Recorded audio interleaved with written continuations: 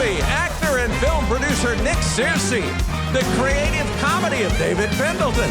Karen Knotts pays tribute to her famous dad. Country music makers High Valley.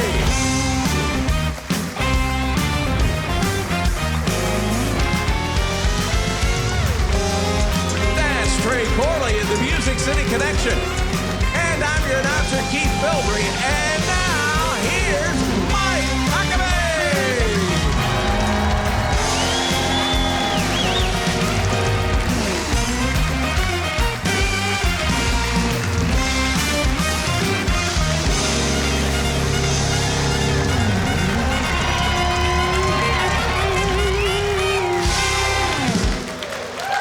Thank you and welcome. We're going to have a great time tonight.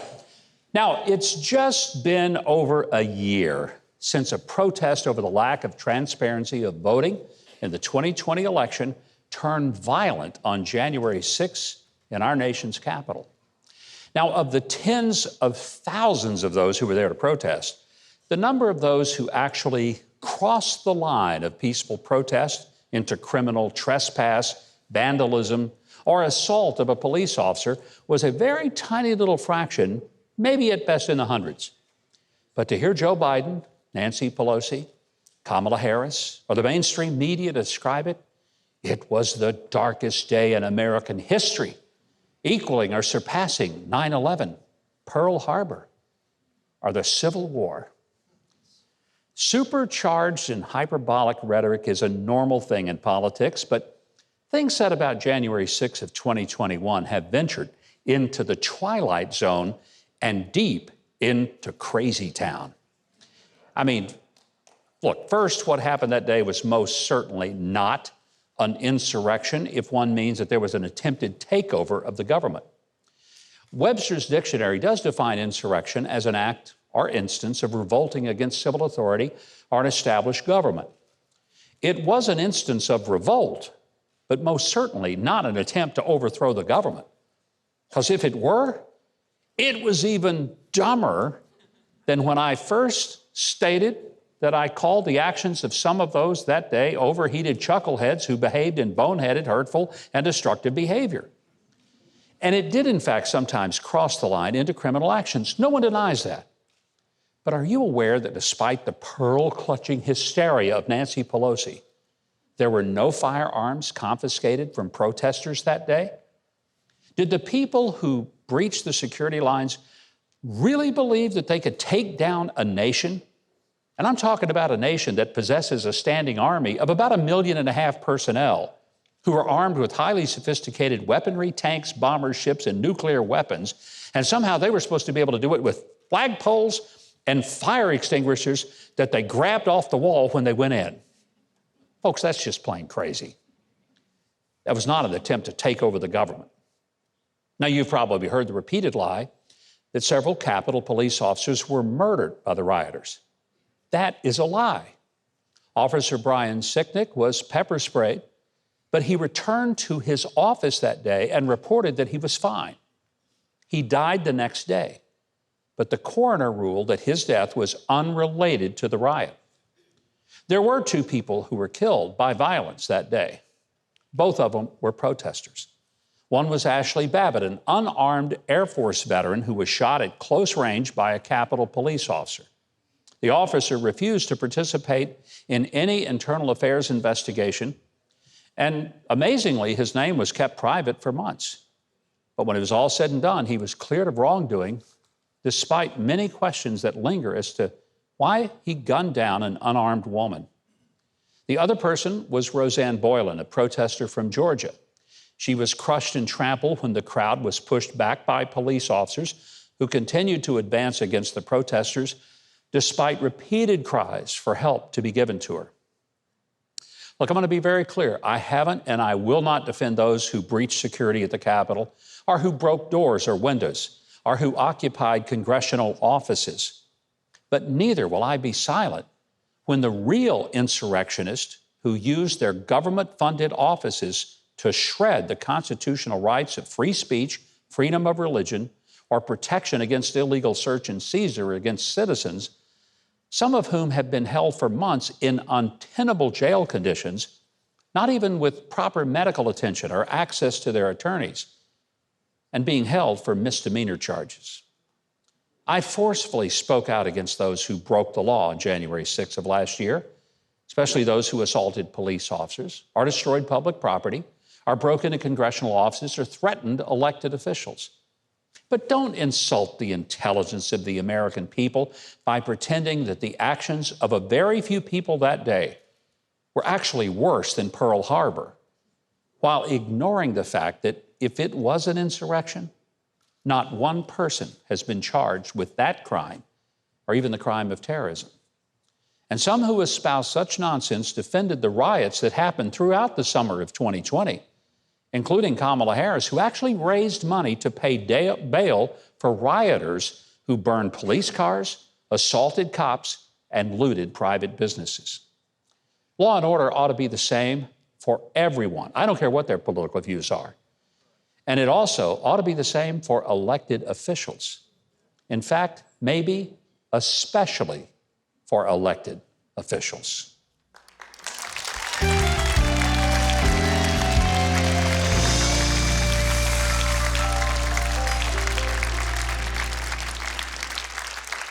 Well, earlier this week, the founder of a militia group was arrested by the FBI, charged with sedition related to the riot at the U.S. Capitol last January.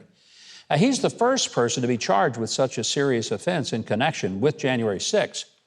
But thousands of other patriotic Americans were there that day just to make their voices heard and to exercise their constitutional rights. And many of them have been treated like terrorists. My first guest tonight was there himself. He's an award-winning actor and filmmaker, and he says he wasn't there to make a movie, but this is a story that had to be told. Please welcome back to the show producer of the new film, Capital Punishment, Nick Searcy.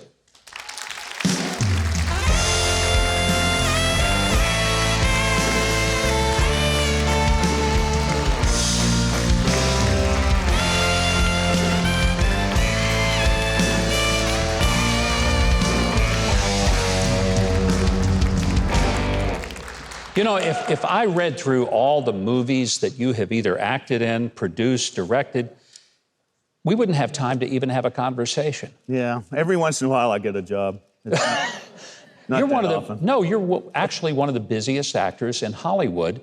And I guess what's amazing is that you have been unapologetic and unabashed about your own personal conservative views. So that makes you a real odd duck in Hollywood, doesn't it? Yeah, I can't figure out if I'm just not famous enough for them to know who I am or what, but I managed, somehow I managed to slip by. I mean, I'm sure there's certain things that I might have gotten if they didn't know, but, you know, I'm doing okay. Let's talk about January 6th. It was a year ago. We've heard all the hyperbole, that it was worse than 9/11, worse than Pearl Harbor. Yeah. You were there that day. Mm-hmm. I don't think you were at Pearl Harbor, but you certainly were around for 9/11. Right. Was it as bad as that? No, and that's kind of how the movie came about. I went there with a friend, not with the idea of making a movie, but just because we wanted to be there and see what happened. And I shot a few little iPhone videos and stuff, just like a tourist. And then when I got home and watched the news, there was nothing on the news that matched what I'd seen. Yeah. And that's what kind of generated the idea. It's like, we need to tell the other side of that story because they are only focusing on a very small sliver of the crowd that day. And I mean, you'll see in the movie that there were probably 2 million people there. I mean, 2 million? Yeah, probably. I mean, that's what most estimates of the people we talked to. And it's like, why won't the media tell you that? You know, they focus on the few hundred who actually went in the Capitol, and there's millions of people there. At least hundreds of thousands. So we're talking a small percentage. Yeah. And I think a lot of the people, I mean, part of the question in my mind, what we go into in the movie is like, who were these people really? I mean, who were the people that were going in? I mean, some of them, yes, they were Trump supporters, but who kind of led the charge in a sense? And there's a lot of very suspicious characters in the movie that, you know, one of them made the papers this week, Ray Epps. Ray Epps. Yeah. And he's not been charged with anything, but he is on camera yelling at people, go in the Capitol, go in there. That's what we're here for, to go in there. Yeah. Well, what's up with that? And another thing that he did that's not been reported is that he was at the Capitol building long before Trump's speech ended. He was over there 15 minutes early, and he was telling people to take down all the fencing and all the signs that said restricted area, so that when the people walked from the speech over to the Capitol building, all the signs that said do not enter restricted area had been removed by Ray Epps. So a lot of these people are being charged with entering a restricted area, and they're saying, we didn't know that there was no signs that said I couldn't go there.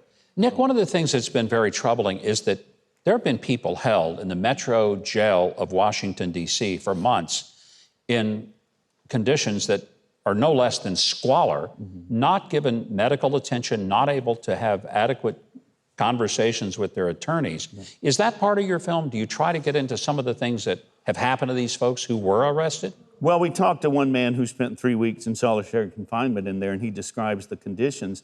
I mean, we couldn't really talk to anybody that's incarcerated because we couldn't gain access to them. But yeah, I mean, the man talks about the insect-infested bedding. It's like he couldn't set his bologna sandwich down that they gave him without the bugs swarming all over it, and lack of plumbing and lack of access to a shower. I mean, it's real third world torture chamber stuff. It sounds like backstage here at the show. I didn't know if it was. I was like about to say, you know. But I didn't want to, you know. It's rough back there. You know. It is. It can be pretty tough. What was the biggest surprise that you had? You were personally there, so yours is not from having heard the news accounts. You were there. What was the biggest surprise from what you saw and what the media reported?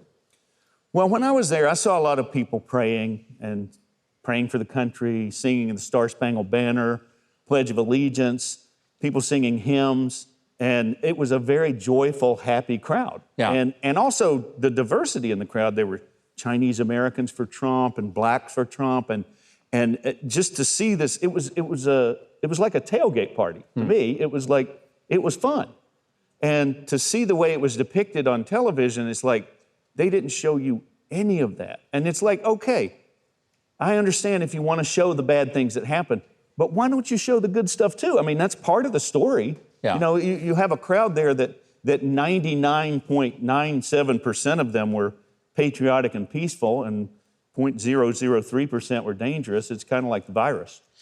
And I do think it's significant. They got that. They got that. But I do think it's significant that, you know, in all of this huge crowd of people, there were no weapons confiscated. By weapons, no firearms. No. There were nobody was there with rifles, guns, pistols, like they were going to go charge the Capitol and kill a bunch of people. And most of the people that I saw there were our age. You know, we were armed with like polygrip and blood pressure medicine and CPAC masks. And I mean, you know, what we're going to break into the Capitol and do what? Take a nap? Yeah. What's going on? You know? Nick, I want you to stay with us because we want to continue our conversation. And we'll give you a peek at Nick's new movie right after the break. You want to see it, so do not go away. We'll be right back.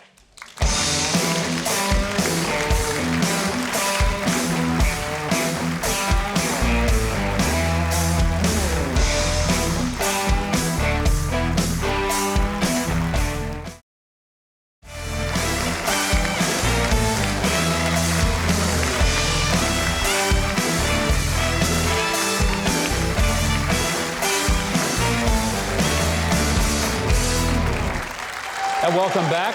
We are talking with Hollywood actor and filmmaker Nick Searcy. He's been a strong voice for conservative values in a, well, I think it's fair to say, a very liberal, progressive industry. He recently put together a documentary about what really happened on January 6, 2021, as well as following what really has become somewhat of a witch hunt leftist politicians have been putting on to somehow make the Capitol riot seem even worse than it already was. I'm saying that as somebody who thinks it wasn't that good a day for any of us, but a far cry from an attempt at insurrection. So, Nick Searcy, thanks for staying around. I want to show a little clip from the film. I think it's a good way to sort of start this segment, and then I want you to react to it and give us some background of what we're seeing. Here we go. Well, what woke me up was a concussion grenade. Those things are really loud. I could see the silhouettes of about 10 at least 10 on the side of my house. You could just see all the tactical gear and everything. It was crazy. There was flashes and just the loudest bangs on the door. It was like almost shaking the house. My dad was at the door and he was about to open it. And I went to grab my dog. Before I could grab my dog, they handcuffed me. They handcuffed you. Yes. There's a little clip from the film Capital Punishment that Nick Searcy did. Now, this is a young kid who was 13-year-old girl. handcuffed, 13, handcuffed by the FBI. And the description was when they came and arrested her father. Well, it's remarkable the similarity of all the stories. You have these men like Tony Martinez and Derek Kennison, 6 a.m. in the morning, their little suburban neighborhood, armored vehicles rolling down, 20 SWAT team members. They're screamed at to come out of their house. They've got red dots all over their chest, and they're treated like serial killers or like drug cartel leaders or something. And it's really hard to understand why they would do that. These are people that have never been arrested for anything violent in their lives. They're decent Christian men. They do security at their church. These are people that you would feel safe living next door to. And for them to be treated that way, to me, it has to be deliberate. Did any of these people that you talked to who were treated like that, did they break a window? Did they bust down a door? Did they hit a cop? Neither Derek or Tony went in the building. They did not go in the building? They didn't go in the building. So what are they? They were there with first aid gear. Yeah. And they helped people that had been cut by flashbangs or whatever the police were firing into the crowd, and they administered first aid. And basically, they never went in the building. They said that they saw people going in the building, and Derek says in the movie, we thought about it, and Tony said, I don't know, what do you think? And he said, that looks like a trap. I'm not doing that. And so they never went in. So what did they arrest them for? What were the charges? I believe it's entering a restricted area, and they are charged with some sort of conspiracy because they called each other and said, let's go to the Capitol together. You know, that's the kind of thing that's being done. You know, it's like if you call somebody up on the phone and say, what are you doing Tuesday? Do you want to go to the Capitol? Yeah. That's a conspiracy? I mean, it really... I thought there was something in the First Amendment about freedom of assembly. Right. And I believe that is what they're trying to suppress. I believe that's why they're using these tactics. They're trying to demonize and stigmatize these people and to make everybody that went there, like me, to feel somehow ashamed that we were there. You know, that what happened that day was this worse than Pearl Harbor, worse than 9/11. It's insane, but it's deliberate. It's not just incompetence. They're trying to deter people from ever opposing them ever again. For fear that they're going to be either, if not arrested and jailed, at least ostracized and treated as if they were criminals. And that's another thing that's happening in the movie. You'll see it's like the community is galvanized against them by the media reports, by the way this day is being talked about. All their neighbors just think, oh, they're violent hate criminals. They're racist white supremacists, and it's really painful not only to see what the Justice Department, the FBI is doing, but what their neighbors are doing too. Nick, did you see white supremacists there that day? I mean, you walked around, I'm sure. Did you see anybody yelling racist comments? I did not. I did not see any. I saw a huge contingency of Chinese Americans that were talking about the Communist Party in China and how we can't do this here. I saw a lot of Black Americans. I saw gay Americans. I saw people of all types.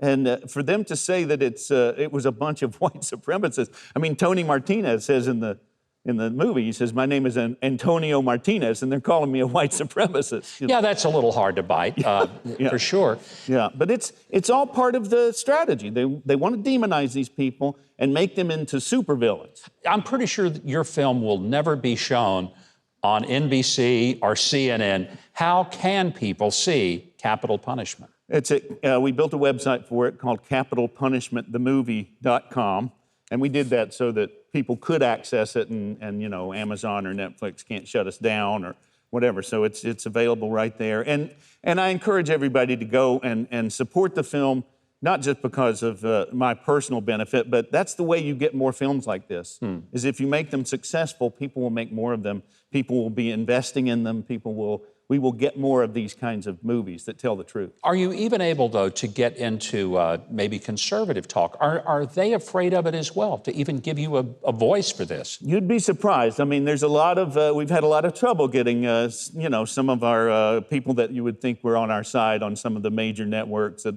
you know, I won't say their name, but you probably know who I am, but who I'm talking about. But yeah, it's been very difficult. That Keith Bilbrey, I'll tell you, he's a tough one. He's hard to deal with. That's right. But yeah, we've had, and I think that's part of the fear that's being instilled. Yeah. They don't want to stand up next to these people and get themselves dirty because, you know, even Ted Cruz said that these are violent terrorists. And it's like, you know, where does that come from? I mean, that is done out of fear. I don't want to be associated with them. And, you know, they don't want to be associated with Nick Searcy. Well, we're happy to be associated with you, and we're very happy you put the film together. Yeah. People need to see it.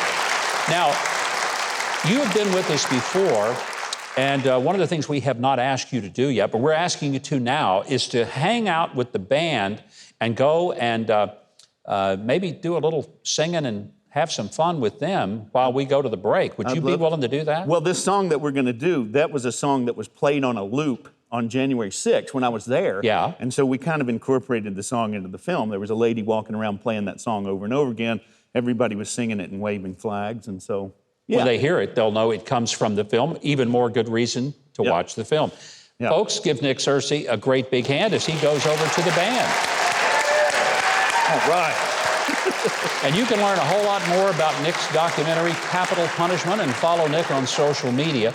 Here's how you do it. Find everything you need to know at Huckabee.tv. It'll take you right to the information about the film. Keith Bilbrey, I'm telling you, you better tell us what we have coming up, or we may put you under arrest. Next, Mike's In Case You Missed It news stories. Then ventriloquist and comedian David Pendleton. We're not gonna take it. No, we ain't gonna take it. We're not gonna take it anymore. Stay with Huckabee.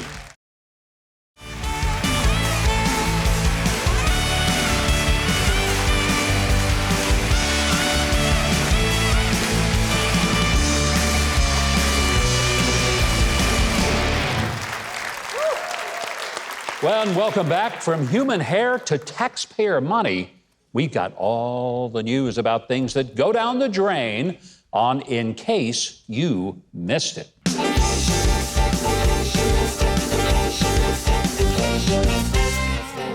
All righty, a new Guinness World Record has been awarded to a 225-pound ball of human hair. Whoa. No, Trey did not shave his back. That was not it. Wow. No, it was actually created by a guy named Steve Warden of Cambridge, Ohio, who combined hair clippings from his salon with donations from an Orlando Comics convention. By the way, Keith, that explains all the blue and the green hair. Yeah, in exactly. The ball. Exactly. And pink. He even gave his hairball a name. He calls it Hoss. Hoss the hairball. I think he should have There's called a country song there somewhere. Well, I think he should have called it Harry. That would have been a better name for it. Anyway, Steve said he made the giant hairball for the love of his kids and future grandkids. So I guess now it's going to be a family heirloom. There you go. See what I did there? I love that. Yep. He also wanted to show that if you have a crazy idea, just do it and don't worry about what other people think. Yeah. But if criticism does make you tear your hair out, send it to him. He can use it. All right.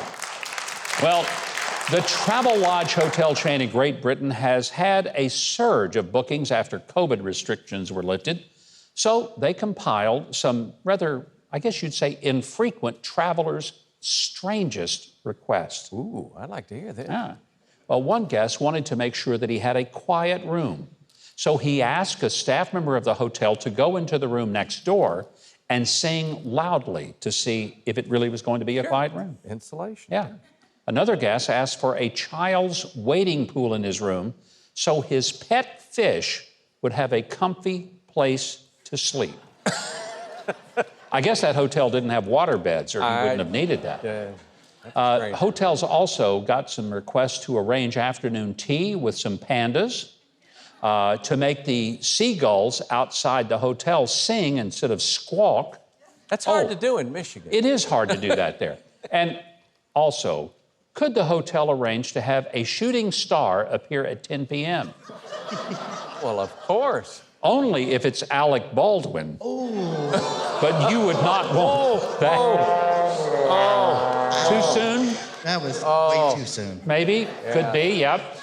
All right, thesmokinggun.com brings us a very different kind of criminal mastermind than usual. For the first time ever, we've got a Huck's criminal mastermind who actually is a mastermind. No kidding. His name is Andrew Lloyd. He got sentenced to 4 years in prison for defrauding the government out of $3.5 million in COVID relief funds. Now, here's what's interesting. He invested the $3.5 million that he stole, and he did it brilliantly. He bought Tesla stock at $200 that went up to $1,100. And by the time the federal government seized his assets, he had turned the stolen $3.5 million into more than $16 million. Oh, goodness. The government made a 450% profit on his fraud. Wow. You know, Keith, I say forget prison. Put that guy in charge of Social Security. There you go. Yeah. I mean, if we're going to give our tax money to con artists anyway, let's give it to somebody who knows how to show a profit. Let's make a deal, yeah. No kidding. All right, finally, a thrift store in Denver started to reupholster a recliner. And you know what they found? A cat. A cat? In the recliner. Now, the cat was hiding inside the recliner. Meanwhile, the family that donated the recliner realized that their cat was missing. And they rushed to the store only to find that it had already been taken to a local animal shelter. The cat has now been reunited with the family. Although, being a cat, I think it would have preferred going with the recliner. I really do. Well, before the cat lovers start hissing out here, I'm going to wrap this up. But until next time, always remember, we read the news. Well, up next, Karen Knotts shares fun memories of her father, Don Knotts. Plus, Canadian country music supergroup High Valley is on Huckabee.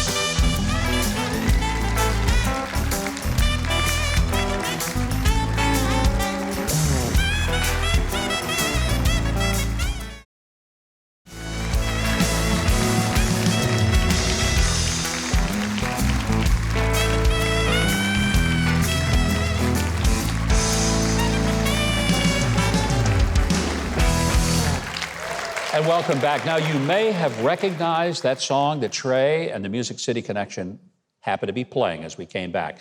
It's a tribute to Bob Saget, who very tragically and unexpectedly passed away this week at the age of 65. And Bob Saget, of course, the star of the show Full House. And that was the theme from Full House, played by the very best band in America, Trey Corley and the Music City Connection. My next guest, I think, knows more about the great comic Don Knotts than anyone on earth. And maybe, just maybe, it was because he was her dad. She herself is a stand-up comic, also the creator of a one-woman show and a new book about her dad called Tied Up in Knots. She's performing her show March the 12th at the Smoot Theater in Parkersburg, West Virginia, March the 13th at the Metropolitan Theater in Morgantown, West Virginia, which just happens to be the hometown of her dad, Don Knotts. See, you've already learned something about Don Knotts. Would you please welcome his daughter, Karen Knotts? Karen, it's such a privilege to have you here. You know, my guess is most every one of us in this room have grown up absolutely loving and admiring your dad. Did you ever feel like you had to share him with the world? Oh, I still do. Everybody. And, you know, of course, I'm very thrilled that I look so much like my dad, you know. So it's You think you do, huh? Oh, yeah, of course. Well, you know, maybe not now, but what about if I do this? Yes, now you look like Don Knotts' daughter, for sure. But growing up in a household where your dad is so well known as a funny guy, was that tough for you? Did you feel like sometimes it just was like, would you just be dad? Was that hard? Oh, he was always dad. I mean, you know, he wasn't funny all the time. Sometimes he was just downright morose. but he was very supportive. And, you know, I wanted to be on the Andy Griffith Show as a child. I wanted to be like little Ronnie Howard, you know, but he was not in favor of his daughter having that. But I got this great idea. I decided I was going to put on an audition for my dad. And I went into my mother's closet, and I found a basket and a hat, and I went up to the dinner table where my parents were having a nice candlelit dinner, and I launched into my best impression of Aunt Bee. Andy, Barney, there's a big basket of fried chicken and pickles and cornbread. I want you to eat it all up. Don't leave a single crumb. I want everyone to be as plump as me. That's Aunt Bee. That's Aunt Bee.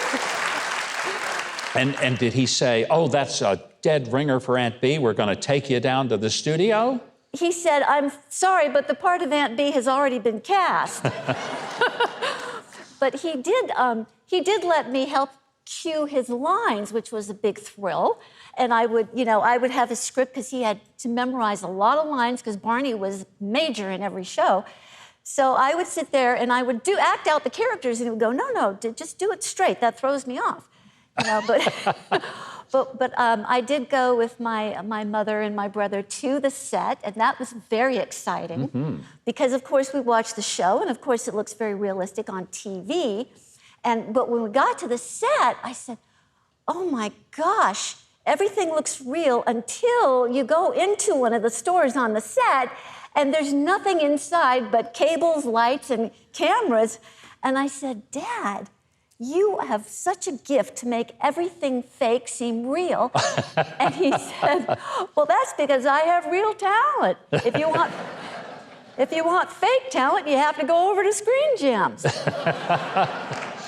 You know, I have read, and I'm anxious to read the book because I'm such a fan of the show, such a fan of your dad, and not just from the Andy Griffith Show, but the other things that he did, Ghost and Mr. Chicken, and the great comedies that he did with Tim Conway. Right. He had such an extensive career, but he always played this role of a very nervous person. And was that anything like the real Don Knotts? Well, you know, he had this very, very difficult upbringing. During the Great Depression, they were extremely poor. His older brothers were alcoholics. They had a paranoid schizophrenic father. And so he grew up with that nervousness. And I think, and people ask me, was your dad like Barney Fife? And I say, well, internally, he was, because he was that child inside that. But he overcame all that to become this worldly, sophisticated man who was a movie star. And when people say, was your dad was just like Barney Fife, sometimes they think that he was like Barney Fife. And I say, I don't think that Barney Fife could have carved out the career that my father had. Not with only one bullet. He could not have done that. No, he would have needed more ammo than that, for sure. Yes, he would have. You know, I think it's wonderful. Your love for your dad is something that I find charming because so many times the child of a famous person resents it and feels like that they were cheated because they didn't get the spotlight. That's not where you are. You enjoy going and entertaining people and doing comedy and paying tribute to the father that you loved. Well, you know, we all have, all children of celebrities or famous people all struggle with their own identity because people immediately want to associate you with that famous person. And so you have to find a way to break through and have them see me, who I am. You know, but my father was so wonderful. He took me out on the road. He did shows. A lot of people don't know that he did live theater. He was doing theater every year. Whenever he wasn't on TV or film, he was doing theater, legitimate stage, across the Midwest, doing Neil Simon plays and all kinds of funny shows. And he cast me in small parts, and he taught me how to get laughs. And how to, you know, he would listen, and after the show, he would say, you know, Karen, I think if you just gave a little more pause before you say that line, it might get a bigger laugh. And he would usually be right. And sometimes he would say, no, it was better the other way. Go back to the way you were doing it before, or whatever. Ain't a bad acting teacher to have Don Knotts giving you personal lessons. Right. Well, Karen, I know that everyone's going to want to read this book called Tied Up in Knots by Karen Knotts. You can get the book, and you can find out where you can see her perform at her website. You might want to invite her to your community to do a performance where you are. Find everything you need to know. Go to Huckabee.tv. There'll be a direct link to Karen Knotts and all her work and performances that are coming up. Keith, I know you've got more than one bullet in your shirt pocket. Why don't you tell us what we got coming up after the break? Oh, I'd be glad to. Next, comedian and ventriloquist David Pendleton. Later, award-winning country music group High Valley is on Huckabee.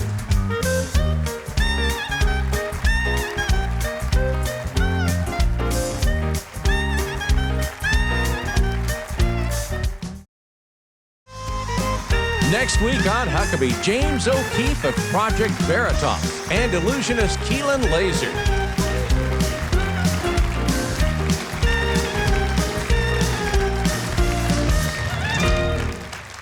Welcome back, everybody. David Pendleton is a fantastic ventriloquist and comedian. He's entertained audiences all over the world. Now, by the end of his act, you're going to believe that anything can talk, even Trey. Would you please welcome the amazing David Pendleton? Thank you. Thank you so much.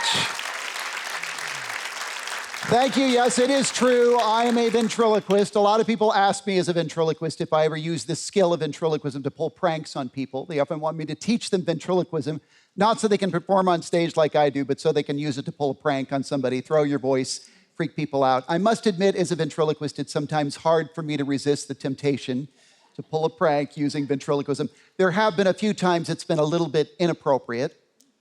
Like, I'm pretty sure we'll never be asked to be a pallbearer again.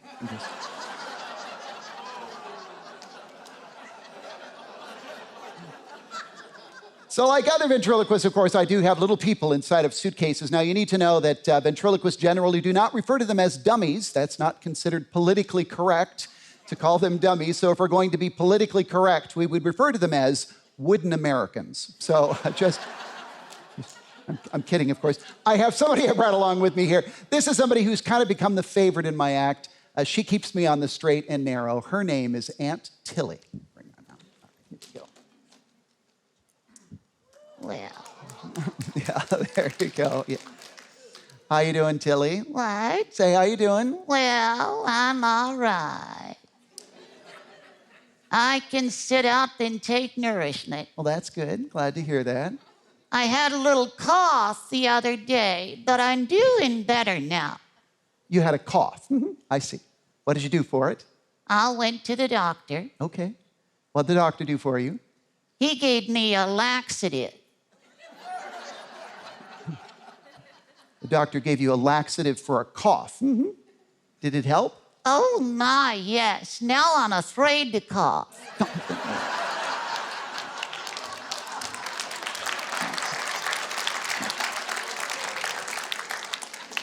Doctor gave me a laxative and some Prozac. Oh, laxative and Prozac. Yeah, so I've been going to the John a lot, but I'm feeling good about it. Okay, okay.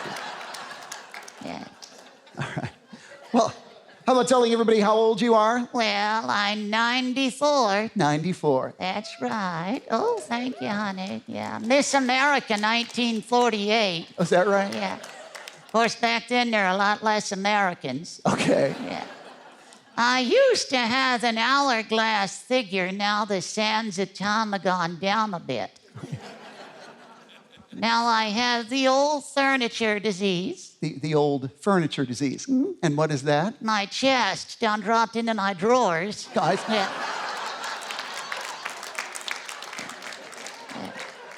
You laugh, it's not funny. All right.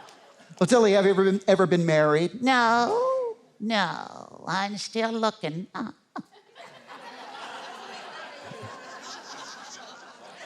Yeah. Well, I know Trey's married back there, but the fellow with the saxophone now, oh my. No, that's Tyler. Hi, Tyler. I'm all right. Nice to see you, honey. Thank you. Are you married? Well, I'm available. You're a nice-looking fella. Well, don't thank me. He said it.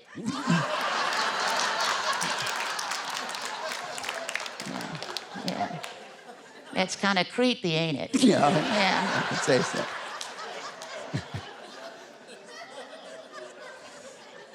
Well, it's not the governor. Nice to see you, Mike. Hi, Tilly. Now, Mike and I go way back. Oh, you do? Oh, you remember that, don't you, honey? No, honey, I don't. It's been a long time. I knew Mike back when the Dead Sea was just sick. Yeah. Long time. Hey, Mike, can you come over here, honey? Sure. Come on over here. I will. Come on over here. I will do that. I just wanted to sing you a little song. Oh, Can I do okay. that? You're going to sing for me? Yes. Oh, that's wonderful. Trey, you can just, do what you can. Now, just a minute. I'm just going to sit down on your shoulder. Oh, okay. Oh, my. Yeah. Oh, be careful, My Mike. wife will be jealous, but you go ahead. Just stay put. That's fine. I feel a cough coming on. Tilly, don't do it. Don't do it, honey. I guess she's either going to cough or something. I don't know. It depends. Yeah. All right, honey. Here's my song. Oh, darling, I am growing old. Silver threads among the gold shine upon my brow today. Life is fading fast away, but my darling, you will be always young and fair to me. Oh yes, my darling, you will be always young and fair to me.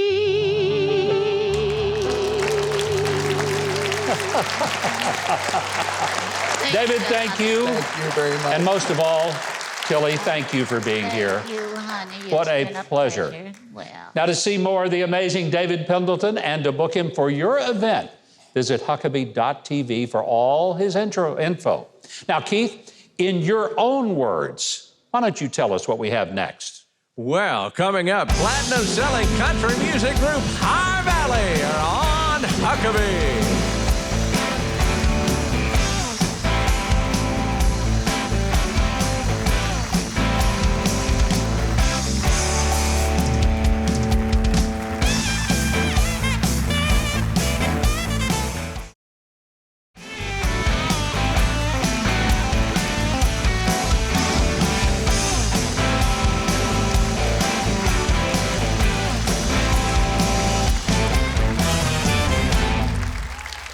Welcome back, everybody. High Valley is the highest-selling Canadian country music band of all time.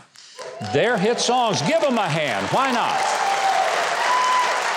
Just to put it in perspective for you, their hit songs have been streamed over 500 million times, and they have won numerous Canadian Country Music Association and Juno Awards. Brad Rimple leads High Valley. Please welcome him to the show. Brad, good to have you with us. It's great to be here. Thank you.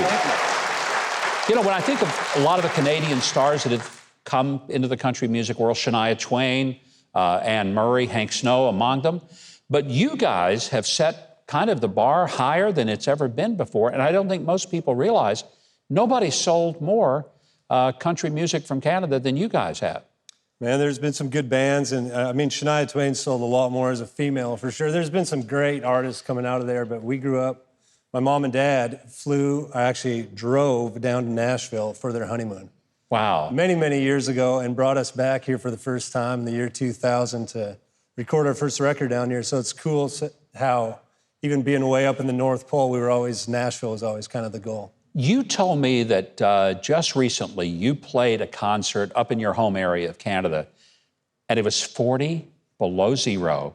Yeah. You played outside. Yeah. What were you thinking, Brad? I don't know what I was. You know, they had this great idea when they called and said, "Would you like to be on national TV for New Year's Eve?" We said, "Yes." Yeah. Would you be fine playing outside? We thought, "Oh, Canada, yeah, sure." Then they said it'll be in Saskatoon, Saskatchewan, outside. And sure enough, we checked the weather leading up, and it says it's going to be minus 40, but with the wind chill, it'll be minus 49. And I lived to tell the tale, just barely. How did you even sing with that kind of... If you watch the performance, you can see this large amount of exhaust coming out of my mouth on every single word, but you can also kind of see me just like... That's the craziest thing I've ever seen. Were you wrapped up like the mummy or something? You know what? I was trying to wear what we call a toque. You know, you all call a beanie or a toboggan or a hat. And the lady running the broadcast says, and you know that for the broadcast, you'll be taking that off and showing your hair. And I'm like, are you trying to say if people can't see the sideways hair, they don't know who I am? She's like, pretty much, that's what I'm... So I had to take it off and freeze my ears too, but... You've got a brand new song out out of your new album. You're going to do that for us in a little while, but before we get to that, who are some of the great influences that... I mean, you know, sometimes we forget that people in Canada are listening to country music from the U.S. Yeah, well, my story's crazy because my mom and dad were born and raised in Mexico, Mennonites, like the horse and buggy Amish style, right? So I'd say, you know, we grew up speaking German with a Mennonite background in northern Canada, moved to Nashville. So you might not know this, but we're probably the best Mexican Mennonite German-speaking Canadian band in Nashville right now. And so I think you've covered a whole new category, Brad. What a great description. Our biggest influence was Ricky Skaggs. Growing up, we pretty much had... who lives right here in Hendersonville. Yeah. So I remember it was 2014, so 8 years ago, we got the call that we were going to get to play the Opry for the first time. So mom and dad get to, you know, they were here for their honeymoon. Now they have to come back, and this time we're playing the Opry. They drive down, they fly down, because you got to drive 500 miles just to get to the airport. 500 miles to the airport? Yeah. Whoa. So they get down here just in time, and lo and behold, it's Ricky Skaggs that introduces us for the first time ever. It was the most full circle moment. He is the greatest guy in the world. Yeah. I'm thrilled. We're so excited to have you guys here. High Valley is going to perform in just a moment, and we're so happy to get to visit with Brad.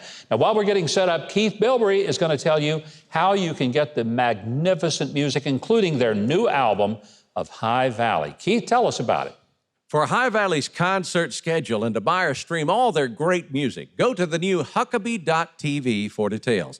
Now, while you're there, be sure to watch an online exclusive performance of Grew Up on That. Now, here to perform their new single, Whatever It Takes, with Trey Corley and the Music City Connection, is High Valley.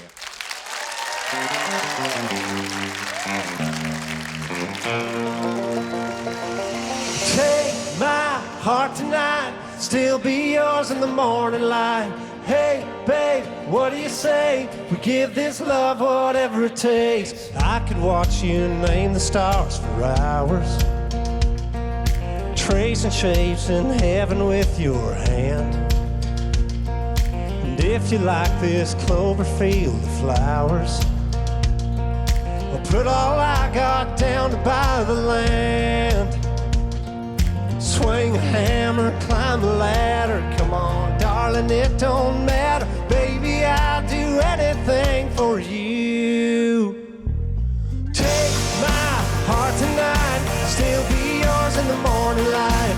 Take your sweet old time, I can wait forever or whatever you like.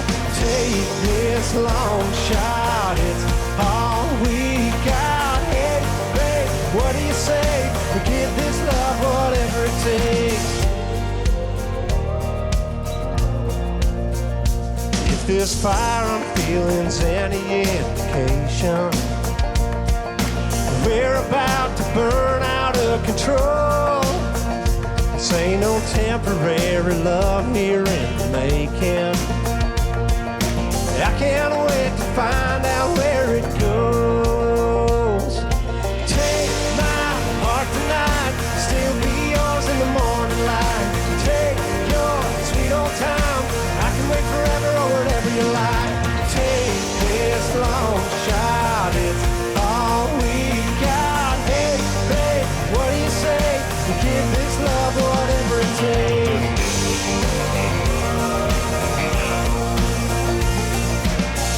this road wherever it takes. Take my nights or take my days. Take my breath away. Give this love whatever it takes. Take my heart tonight, still be yours in the morning light. Take your sweet old time, I can wait forever or whatever you like. Take this long shot, this